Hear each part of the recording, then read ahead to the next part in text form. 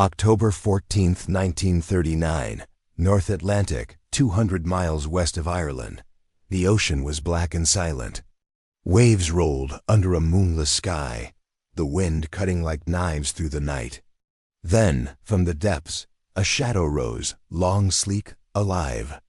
A German Type 9 U-boat, hull number U-37, broke the surface, water cascading from its conning tower like molten glass.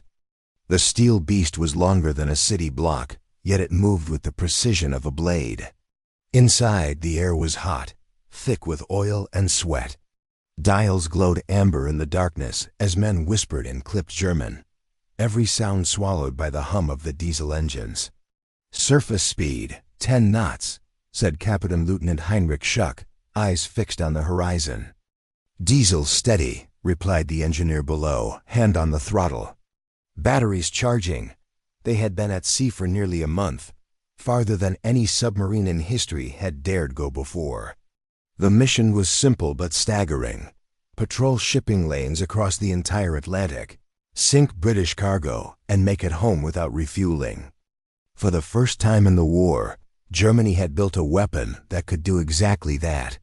And the man who had made it possible wasn't a soldier at all. 3 years earlier, Kiel, Germany. In a cavernous hall filled with the clatter of rivet guns and the hiss of welding torches, a bespectacled engineer walked the length of a half-built submarine hull. His name was Dr. Hans Teckel, naval architect, mathematician, and perfectionist. He paused beside the steel ribs of what would become U-37, tracing a gloved hand across the curved plating. Around him, shipyard workers looked up from their tools as he barked instructions in precise, measured tones. "Double the reinforcement on the pressure hull. We're not building a toy. This one must dive deeper and stay there." Teckel had spent years studying how to turn the primitive U-boats of World War I into something new, not a short-range raider, but a true ocean predator.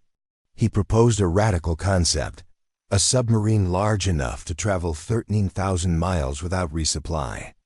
A vessel with twin diesel engines, extra fuel bunkers in the ballast tanks, and range so vast it could cross the Atlantic twice. When he presented the design to the Kriegsmarine in 1937, admirals called it madness. "It's too large," one scoffed. "Too heavy. It will handle like a whale." Teckel only smiled. "Perhaps," he said. "But even a whale can sink ships." Now in 1939, his dream prowled the ocean. U-37 was part of the new Type 9 class, long-range boats, built not for coastal ambushes but for global war. She carried 22 torpedoes, a 105mm deck gun, and enough fuel to reach the Caribbean, strike, and return to France. As dawn crept over the Atlantic, Captain Schuck spotted the black plume of a freighter on the horizon. He raised his binoculars and smiled. British registry, slow, unescorted. The Hunter Dove. Klaxons rang. "Alarm! Dive! Dive!" Dive! Men scrambled to their posts as seawater roared over the conning tower. Gauges trembled, hull groaned, then silence. The U-boat vanished beneath the waves, a phantom in the deep. At periscope depth, Schuck peered through the lens. "Range, 800 meters. Bearing steady." "Flood tubes 1 and 2, came the reply. He waited. The seconds stretched like hours. Then, fire. Twin streaks of compressed air hissed, 2 torpedoes slicing through the dark. Moments later, a distant flash illuminated the horizon. The British freighter erupted into a tower of flame, breaking apart at the keel. The crew cheered quietly, the sound muted against the hum of machinery. Dr. Hans Teckel's creation had proven its worth. The ocean, once a barrier, had become Germany's hunting ground. And for the Allies, the nightmare had only just begun. February 1941, mid-Atlantic, 600 miles east of Newfoundland. The waves were steel gray, rolling endlessly under a bruised sky. Somewhere between the crests, U-123, a Type IXB submarine, hunted. Inside the cramped control room, the air was stale and thick with diesel fumes. Condensation dripped from the ceiling as men worked in silence, their eyes locked on instruments glowing faint green. "Depth, 20 meters, whispered Lieutenant Fritz Gerber, sweat running down his neck. "Maintain course west-northwest," replied Captain Lieutenant Karl-Heinz Moho, voice calm but taut. "We're entering the shipping lanes." For days, the submarine had stalked the great convoys moving between America and Britain, lifelines of food, oil, and ammunition. The U-boat's massive range meant it could stay at sea for months, patrolling where no destroyer expected an enemy. Above them, the surface world raged. Convoy HX-107, 42 merchant ships strong, plowed through wind and sleet. British escorts, corvettes, and a lone destroyer zigzagged in the fog, their sonar pulses echoing uselessly in the deep. Down below, the hunters were already waiting. At the Kriegsmarine headquarters in Paris, Dr. Hans Teckel reviewed reports by lamplight. Each page told the same story: success. Type X U-boats were striking from the Caribbean to the coast of Africa, beyond Allied reach. He traced his finger over a map riddled with red pins. "This," he murmured, "is the new battlefield." His colleague, Commander Erich Rudder, entered the room. "You've given us monsters, Teckel. Our captains are calling them steel sharks." Teckel adjusted his glasses. "Not monsters, Admiral, machines. Perfectly logical ones, but even he couldn't hide the unease in his eyes. He knew the design's strength also revealed a flaw. Distance breeds isolation. The farther the Type X's roamed, the longer they stayed away, the harder it was to bring them home. "Soon," he warned softly, "they will be too far for rescue." Rudder shrugged. "Then we build more. As long as they sink tonnage, Berlin will be pleased." Outside, the radio crackled, another report from the Atlantic. U-123 had made contact. Back on the submarine, the order was given. Torpedo tubes 1 through 4, ready. Depth, periscope, target acquired. Through the narrow periscope lens, Moho saw the convoy. Black silhouettes crawling across the horizon. He could almost feel the hum of their engines through the water. 2 tankers, 1 freighter, he whispered.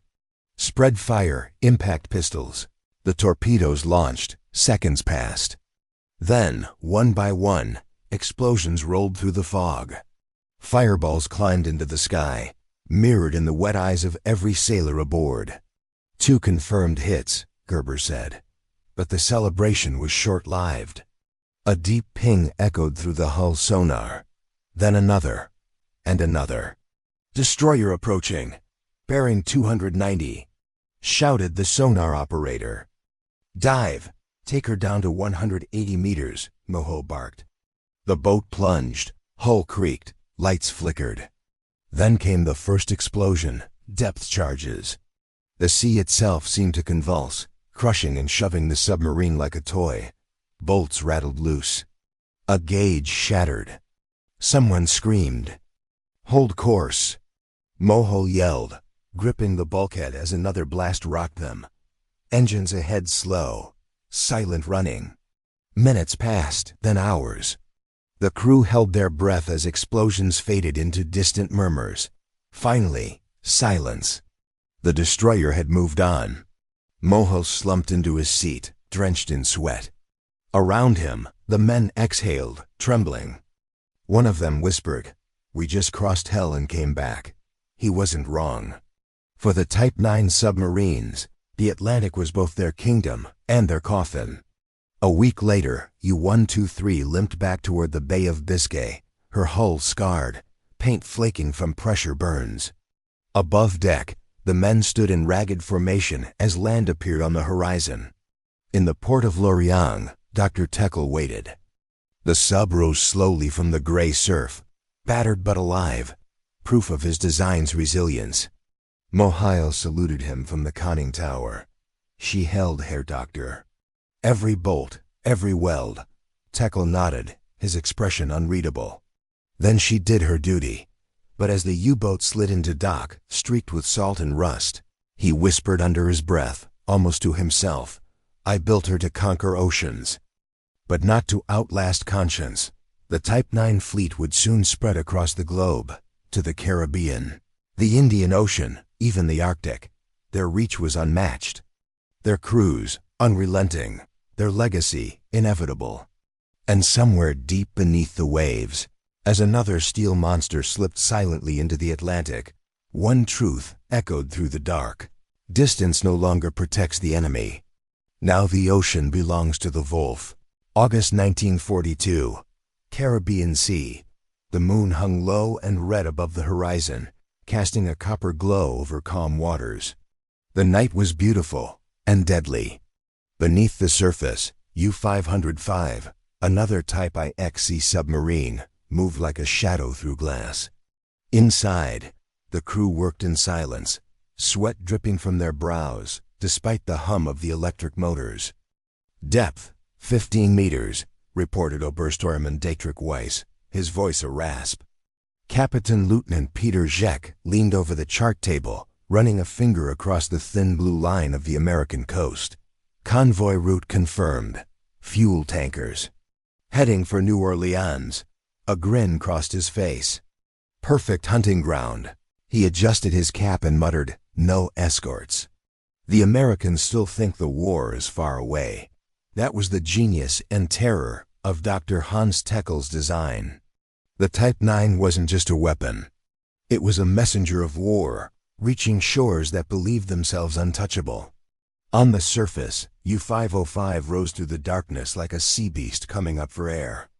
Water poured from the conning tower as sailors climbed up, scanning the horizon through binoculars. Their faint silhouettes against the moonlight.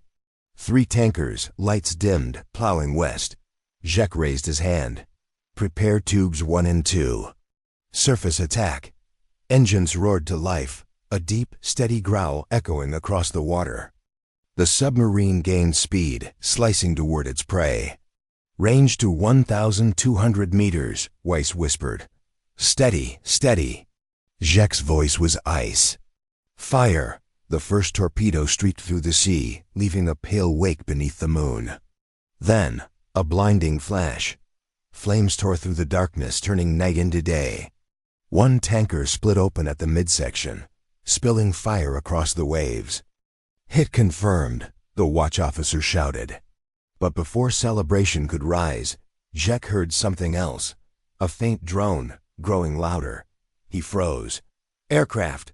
Dive, dive! The klaxon wailed, men scrambled. The submarine plunged beneath the surface just as searchlights swept the ocean above. Depth charges followed, violent, crushing blasts that sent geysers of water into the air. Inside, lights flickered, pipes rattled, and dust rained down from the ceiling, flooding an aft compartment. Seal it. Battery stable? The explosions rolled on, closer, louder. Then, silence, eerie, heavy, like the ocean itself was holding its breath. Zech gripped the periscope handle, knuckles white. Surface level? Depth 120, 110, 90. The submarine rose slowly, cautiously. When the periscope broke through the surface, the fire from the tanker still burned, an inferno mirrored in the captain's eyes. Zech whispered, "We've brought war to their doorstep." Far away in Germany, Dr. Hans Teckel stood at a drafting table covered in blueprints and coffee stains. His hands, once steady, now trembled slightly as he studied the reports from the Caribbean, the Indian Ocean, and the coast of Brazil. His Type 9 boats had reached every corner of the world, a feat no other navy could claim. They were intercepting tankers near Trinidad, ambushing British convoys off Freetown, raiding oil refineries near Madagascar. It was victory, yes, but one measured in blood. He turned to his assistant, Lieutenant Hartmann, who stood with another report. "Sir, another success. U-505 claims 3 ships destroyed." Teckel nodded but said nothing. Hartmann hesitated. "Isn't this what we wanted, sir? Proof that the oceans belong to us?" Teckel stared at the map, at the curved arcs of U-boat patrols stretching across the entire world. "No," he said softly, "the ocean belongs to no one. Not even to those who conquer it. By 1943, the tide was beginning to turn. In the dark, above and below the Atlantic, a new kind of hunter had appeared: radar-equipped planes, faster destroyers, sonar arrays that could hear a heartbeat through steel. One by one, the mighty Type 9 boats began to vanish. Some were bombed to pieces in the Bay of Biscay. Others disappeared without a trace. No flares, no survivors, only oil slicks left to mark their graves. When the news reached Tekel, he sat alone in his office for hours. Around him, the empire he had helped build was unraveling, not from weakness, but from evolution. The ocean had learned to fight back. He looked once more at the blueprint of his masterpiece and whispered, "I built them to endure." But endurance means nothing without mercy. April 1943, mid-Atlantic. A British Catalina patrol aircraft banked hard to the right, sunlight glinting off its wings. Below, in the deep blue expanse, something moved. A periscope wake. Contact. Submarine spotted. Bearing 140. The pilot dove, releasing depth charges that struck the water like thunderbolts. The sea erupted. Seconds later, a massive steel hull breached, torn open, bleeding oil. Men scrambled onto the deck, waving white cloths that no one would ever see. The Atlantic swallowed them whole. In the end, only a few of the long-range Type 9 U-boats made it home. The rest lay buried in their silent kingdom, their steel bones scattered across the ocean floor. Dr. Hans Tekel would live to see the end of the war. When asked if he regretted his creation, he simply replied, "A machine cannot regret what it was built to do. Only men can." He paused. "But perhaps that is the lesson. We built a weapon that could cross the world, and found too late that it brought the world to us."